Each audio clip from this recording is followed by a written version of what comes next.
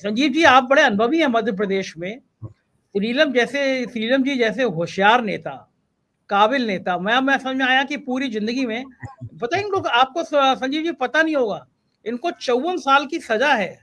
मतलब है ना, मतलब किसान आंदोलन में इतनी सजा किसी आदमी को, हमें तो एक आध साल की सजा का डर का नाम ही आया तो कब कभी चढ़ जाती है, लेकिन 54 साल की सजा के बावजूद भी आप दिमाग देखिए कितना तेज है। चाणक्य जी में और मोदी जी में आप बिल्कुल बड़े प्लानिंग के साथ लड़ाना चाह रहे हैं। लेकिन संजीव जी, जो श्रीलम जी ने बातें बताई हैं, आप तो मध्य प्रदेश की राजनीति को रग रग जानते हैं, क्या इन बातों में सच है?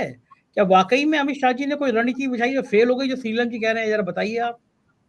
देखिए, उन्होंने बहुत सोच समझ के ही बोला है। वो जो सूचियों को आप उठा के देखिए, जो 4th और 5th लिस्ट आई है मध्य प्रदेश की, ये बार बार ये चीजें दी कि कुछ चौंकाने वाले फैसले होंगे, कुछ इस तरीके की चीजें होंगी, लेकिन जो हमें तो लग रहा है खोदा पहाड़ निकली चुहिया टाइप है कि वो चीजें हुई हैं रिपीट। बहुत सारे ऐसे, आप एक तरफ, हम बहुत छोटे छोटे उदाहरण एक दो में देखे, उसमें सारी चीजें समाहित हो जाएंगी कि जब ग्वालियर में मेयर का चुनाव हुआ, कॉर्पोरेशन का चुनाव हुआ और मेयर का टिकट की बात आई, तो माया सिंह का नाम ये कहकर काट दिए गए कि वो उम्रदराज है।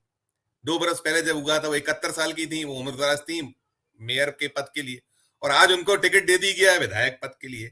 ऐसे लंबी फहरिस्त है कि वो नाम, वो चेहरे जो कहीं से कहीं तक टिकने के स्थिति में नहीं थे, उन पर दांव खेल देना। आप जो चौथी सूची थी, चौथी में भी यही है। सुनीलम जी जो कह रहे हैं उसके पीछे बहुत सारे उनको सब कैलकुलेशंस या जो समीकरण है वो जानते हुए ये बातें कर रहे हैं कि देखिए, टिकट्स जो बटे हैं, टिकट्स में बहुत बड़ी भूमिका उन्हीं की है जिनका नाम वो बार बार ले रहे हैं कि वो चाणक्य के जो फैसले हैं, वो चाणक्य उसमें बहुत प्रमुख भागीदारी उनकी रही है। अब ये 4th लिस्ट, 5th लिस्ट, और फिर हमारे मध्य प्रदेश में भी अभी जो हमारे भाई नवीन जी बता रहे थे कि जैसे राजस्थान में हालात है वैसे ही कुछ मध्य प्रदेश में है। मध्य प्रदेश में जो दांव खेला है, 7 सांसद उतारे जिसमें 3 केंद्रीय मंत्री हैं, कैलाश विजयवर्गीय जी जो 8वें कद्दावर लीडर हैं, सिंधिया जी जो बैकफुट पे लौट गए थे, हमने वो पूरे का पूरा वृत्तांत दिखाया भी था अपने 4 PM के दर्शकों को।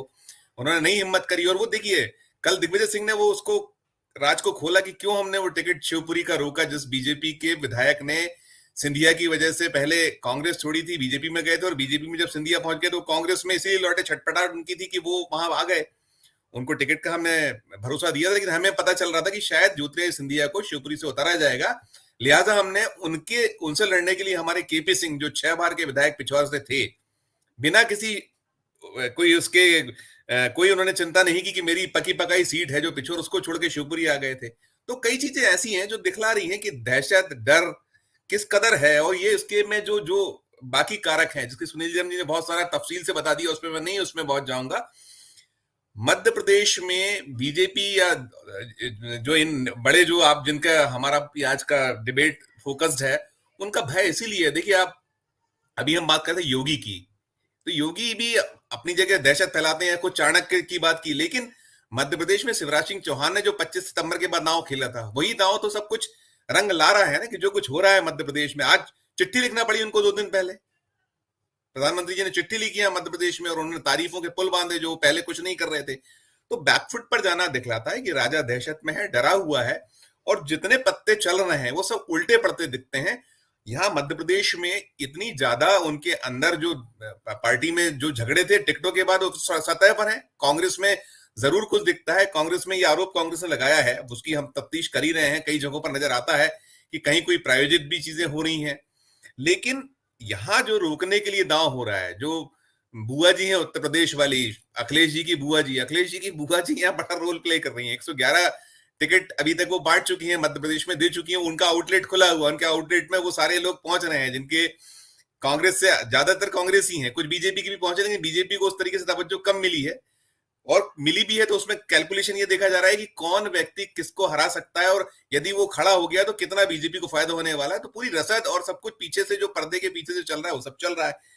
तो ये सारी चीजें ऐसी हैं जिसको देखते हुए सुनीलम जी सारा का सारा उन्होंने जो दिखलाया है कि कहीं चाणक्य कुछ में शामिल है, और कहीं मंशा अब ये हो गई है कि अब 24 जो है, 24 का जो रथ है रुकना चाहिए। कहीं बहुत सारे के सारे लोग जो जिस तरीके से राज्यों में लोग परेशान है, हमारे यहाँ मध्य प्रदेश में तो खुल खुलकर लोग बोल रहे हैं। अब वो कोई किसी में मतलब कोई गुरेज परहेज नहीं कर रहे हैं, वो वहां डिक्टेटर भी बोल रहे हैं, ऐसे कई लोगों ने निकल निकल के बोला है शिवराज के बाद। कुछ लोगों ने पार्टियां छोड़ दी है, पार्टी छोड़ी है, उनको नहीं चिंता है कि हो गया अब बहुत।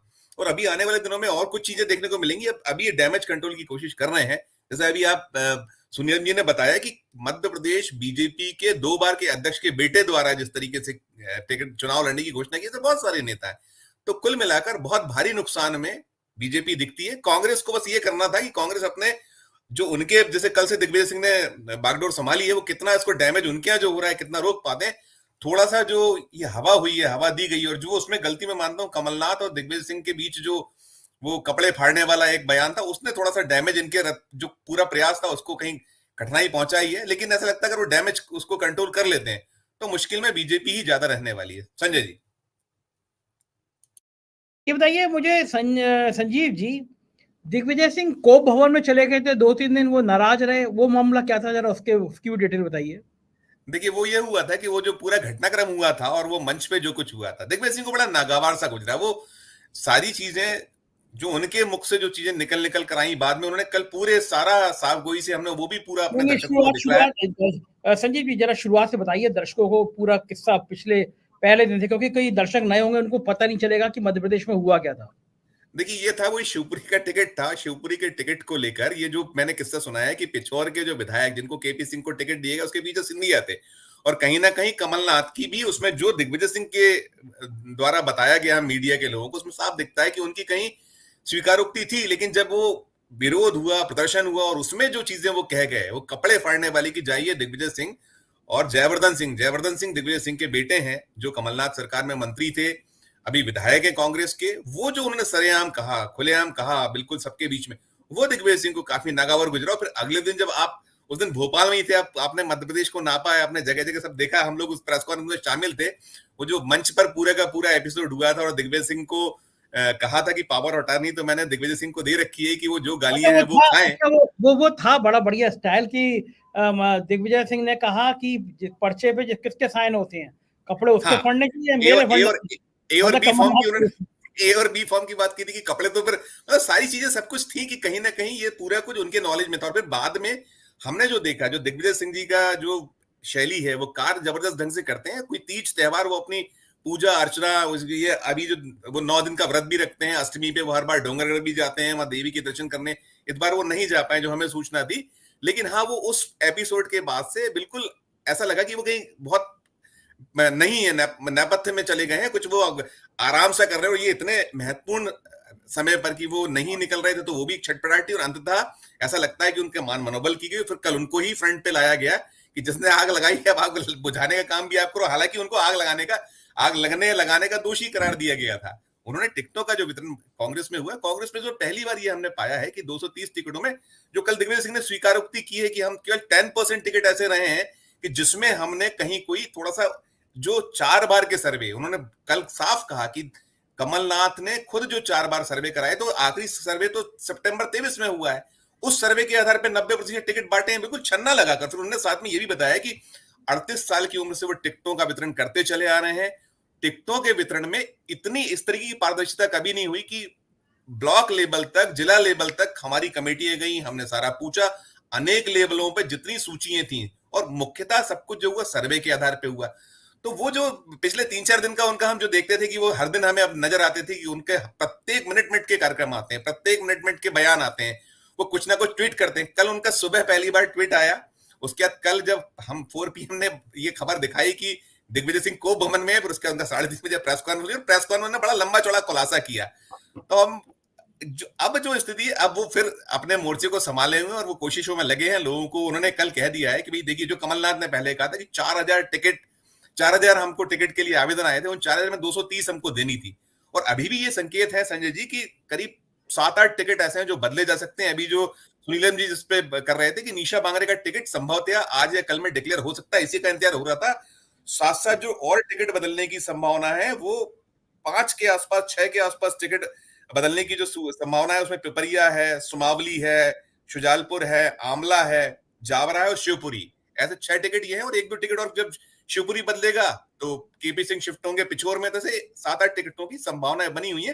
पूरी की डैमेज में ये लगे। लेकिन हाँ, बीजेपी में उस तरीके से फ्रंट पे अभी नहीं लोग दिखाई दे रहे हैं। यहाँ पर एक सूचना और मैं देना चाहूंगा अपने दर्शकों को कि कल यहाँ जो मध्य प्रदेश भोपाल में ये शिवराज सिंह चौहान की कैबिनेट में एक मंत्री थे, पूर्व मंत्री, उनको तो कल अटैक आ गया। सुनील जी के बड़े परम मित्र हैं, उमाशंकर गुप्ता जी को अटैक आया, उनका टिकट कटा, और दिग्विजय सिंह सबसे पहले देखने उनको पहुंचे। ये भी एक बड़ा दिलचस्प सुना जा रहा था। और दिग्विजय सिंह की देखिए, वो वास्तव में लीडर हैं, वो चीजों में अनेक बार वो मित्रता दोस्ती वो भूल जाते हैं। कल वो गए, इसको कई चीजों से जोड़ा गया।